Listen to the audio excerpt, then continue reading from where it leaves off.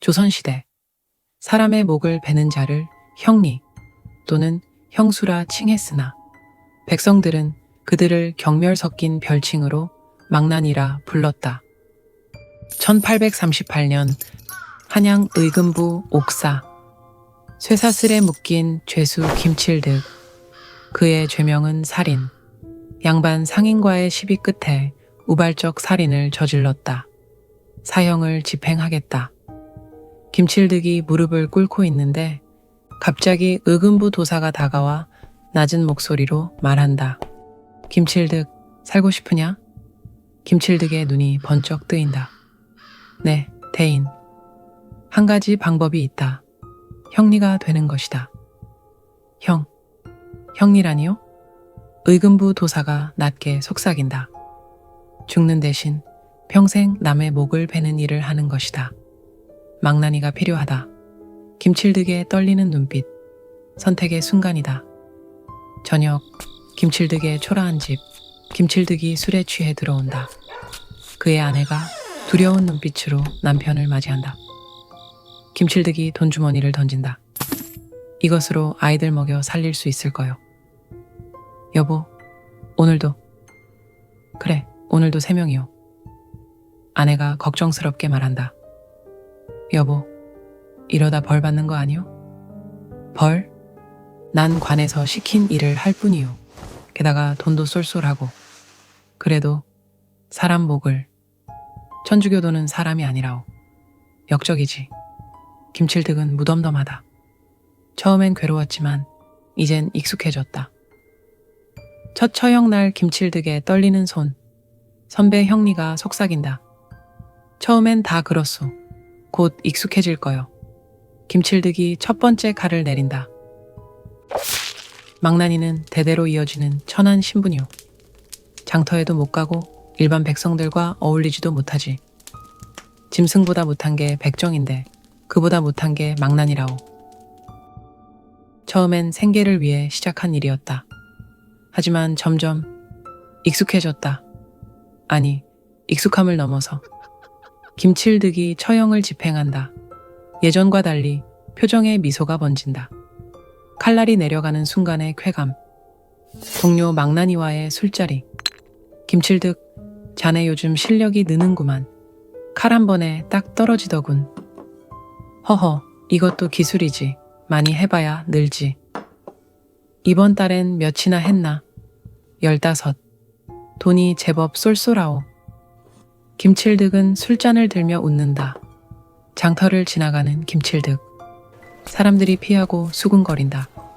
주모가 김칠득을 보고 얼굴을 찌푸린다. 미안하지만 여기선 음식을 팔 수 없소.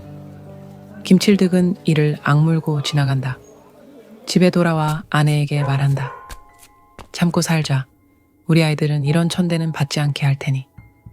그는 이제 죄책감조차 느끼지 않았다.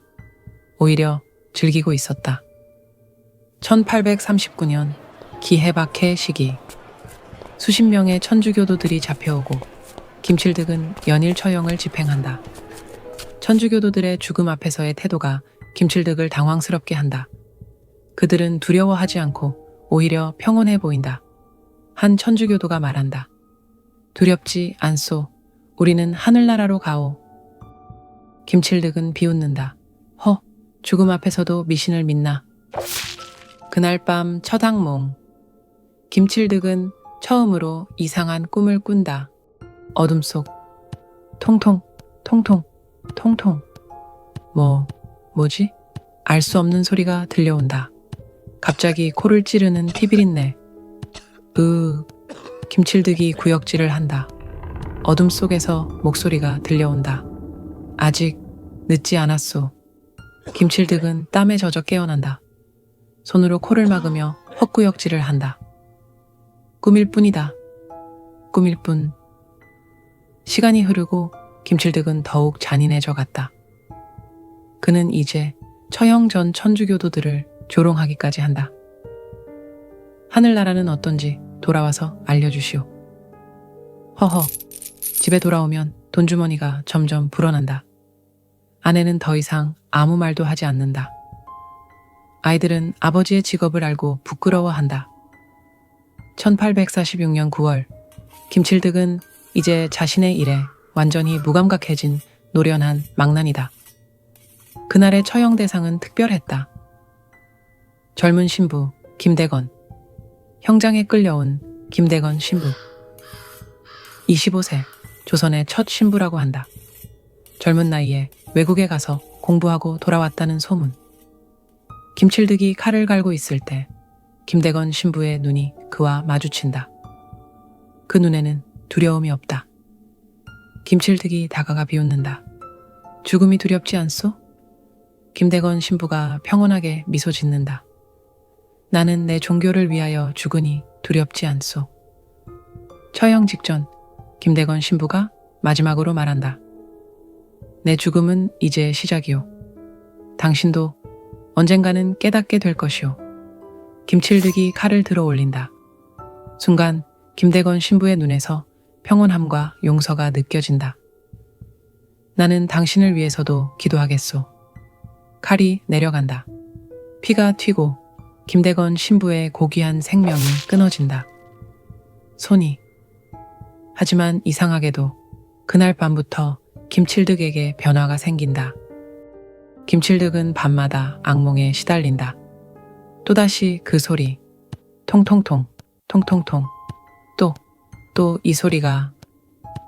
어둠 속에서 서서히 모습이 드러난다. 흰 옷을 입은 죄수 4명. 그들은 손에 자신의 머리를 들고 서 있다. 목 아래는 피로 범벅. 이건 시작일 뿐이오.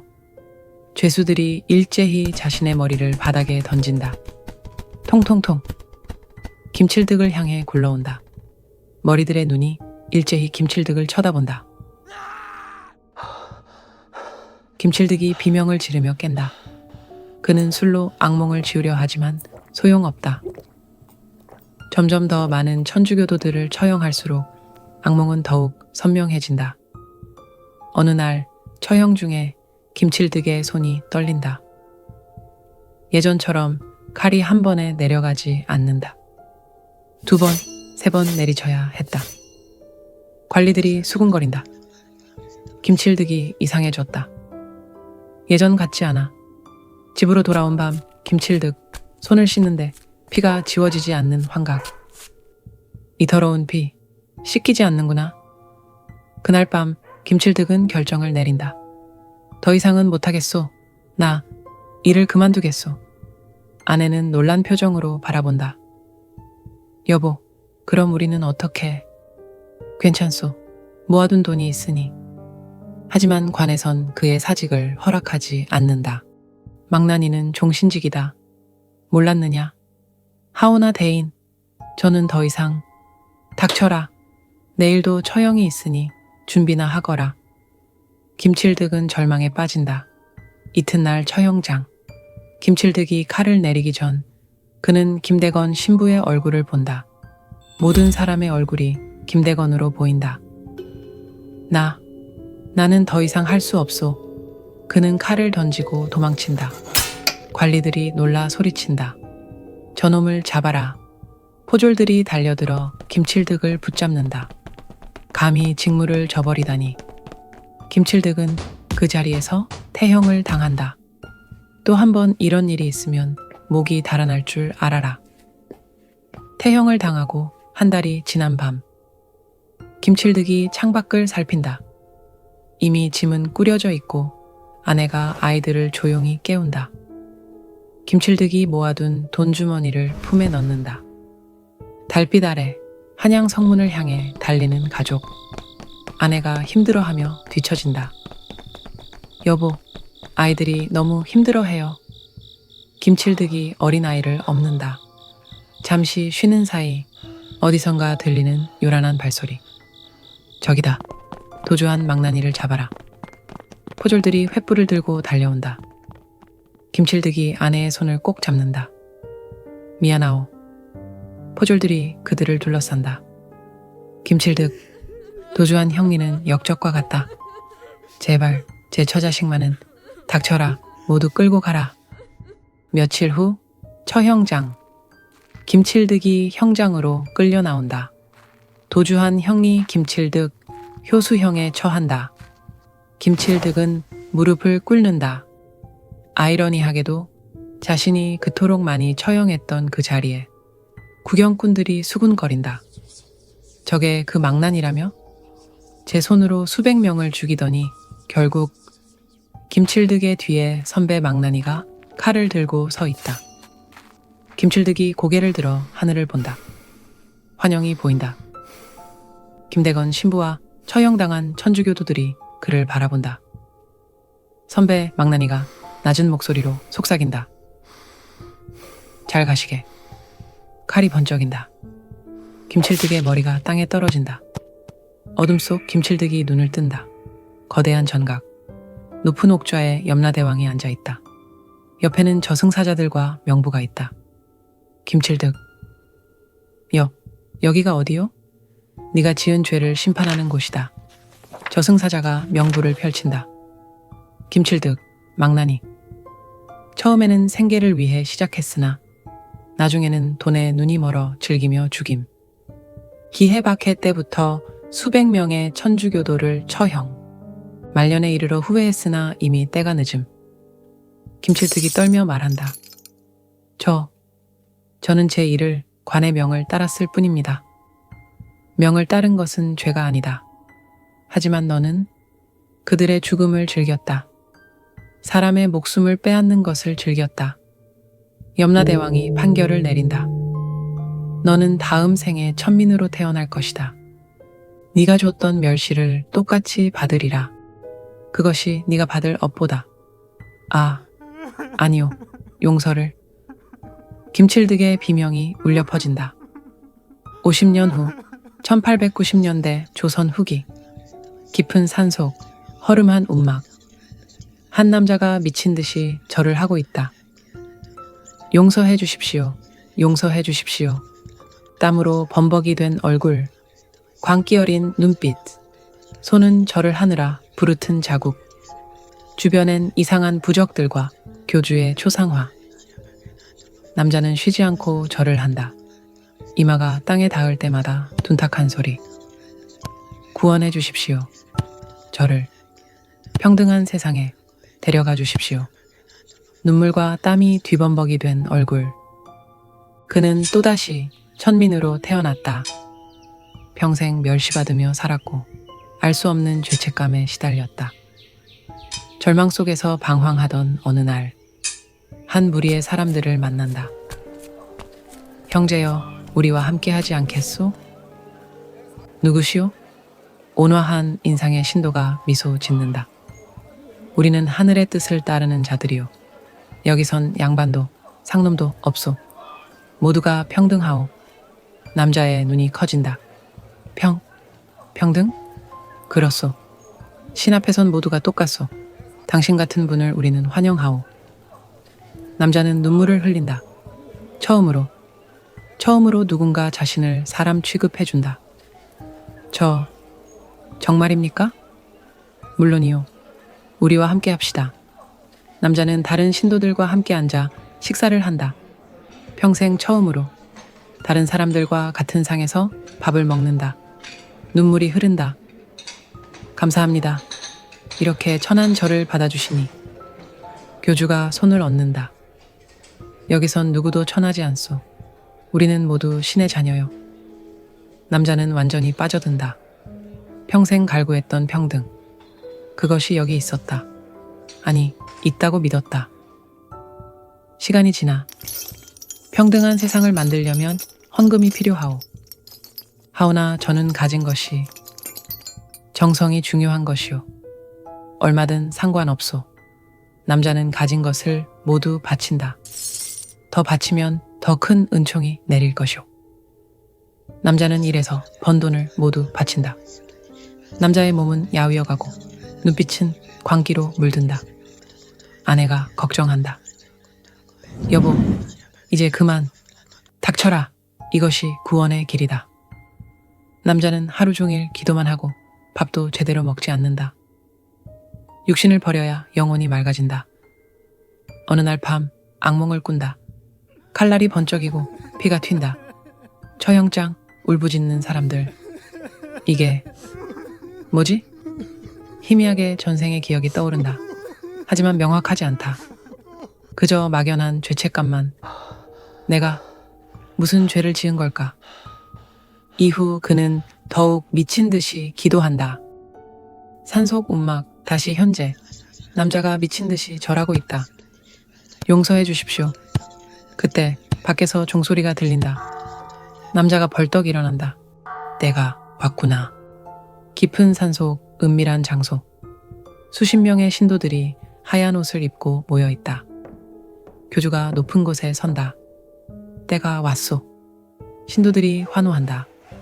이제 우리는 이 더러운 세상을 떠나 신의 나라로 갈 것이요.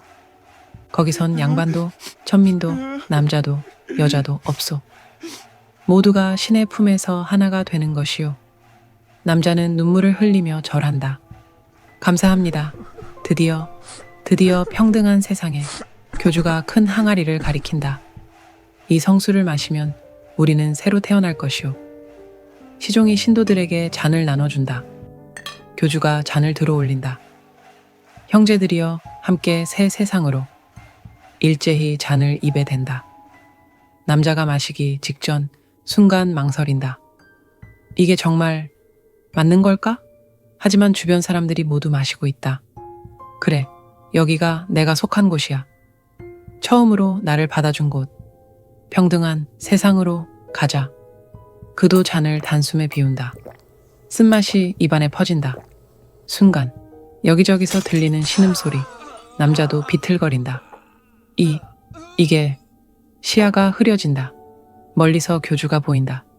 교주는 멀쩡한 모습으로 신도들의 돈주머니를 챙기고 있다.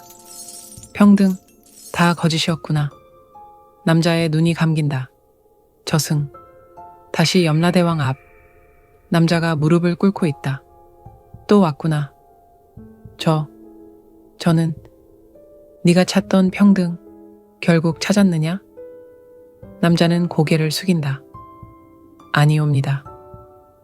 네가 전생에 망나니로 태어난 것도 엇보였다. 그런데 너는 또다시 종교로 사람을 멸시하고 죽음을 즐겼다. 그러니 이번 생엔 신분으로 차별받고 종교에 속아 죽은 것이다. 남자는 고개를 숙인다. 진정한 평등은 여기에 있다. 양반이든 천민이든 모두 자신의 업보대로 심판받는 것. 더는 무지로 악업을 짓지 말고 다음엔 선하게 살거라. 저승사자가 남자를 끌고 간다. 남자는 빛에 휩싸이며 어느 여인의 자궁으로 잉태되었다.